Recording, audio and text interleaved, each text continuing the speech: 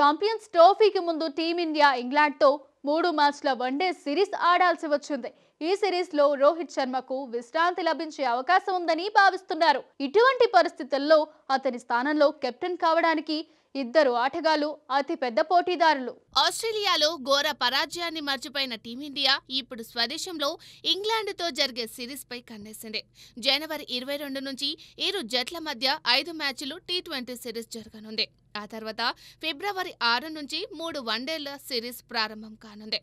ఈ సమయంలో జరిగే వన్డే సిరీస్లో రోహిత్ శర్మ భాగం కావడం లేదని, ఛాంపియన్స్ ట్రోఫీకి ముందు అతనికి విశ్రాంతి ఇవ్వవచ్చని కొన్ని నివేదికలు పేర్కొంటున్నాయి. అయితే రోహిత్ శర్మ ఆడకపోతే వన్డే జట్టుకు కెప్టెన్ గా ఎవరు వ్యవహరిస్తారనేది అతిపెద్ద ప్రశ్నగా మారింది. ఛాంపియన్స్ ట్రోఫీకి జట్టును ప్రకటించేందుకు జనవరి 12వ తేదీని ఐసీసీ డెడ్లైన్ గా నిర్ణయించింది. ఇలాంటి పరిస్థితుల్లో ఇంగ్లాండ్ సిరీస్తో పాటు ఛాంపియన్స్ ట్రోఫీకి కూడా బీసీసీఐ జట్టు ప్రకటించవచ్చు. ఛాంపియన్స్ ట్రోఫీలో రోహిత్ ఆడడం ఖాయం, కానీ ఇంగ్లాండ్తో జరిగే వన్డే సిరీస్లో మాత్రం అతను పాల్గొనడం ఖాయం. ఇటువంటి పరిస్థితుల్లో రోహిత్ ఈ సిరీస్లో ఆడకపోతే కెప్టెన్సీకి శుభ్మన్ గిల్ అతిపెద్ద పోటీదారుగా మారబోతున్నాడు.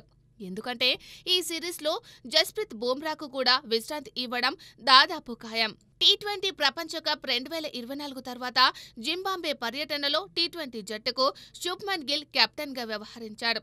ఆ తర్వాత అతను శ్రీలంక పర్యటనలో టీ20 వన్డే జట్టుకు వైస్ కెప్టెన్గా నియమితుడయ్యాడు. సాధారణంగా కెప్టెన్ ఆడనప్పుడు వైస్ కెప్టెన్కు జట్టు కమాండ్ ఇవ్వనున్నారు. ఇలాంటి పరిస్థితుల్లో ఇంగ్లాండ్తో జరిగే వన్డే సిరీస్లో కెప్టెన్ రేసులో శుభ్మన్ గిల్ ముందు వరుసలో ఉండబోతున్నాడు.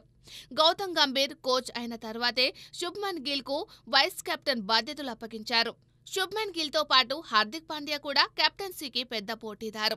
ఛాంపియన్స్ ట్రోఫీని దృష్టిలో ఉంచుకొని ఇంగ్లాండ్ సిరీస్ నుండే వన్డేలో పునరాగమనం చేస్తాడని విశ్వసిస్తోంది. ఇటువంటి పరిస్థితుల్లో అతనికి కెప్టెన్సీ బాధ్యత కూడా ఇవ్వవచ్చు.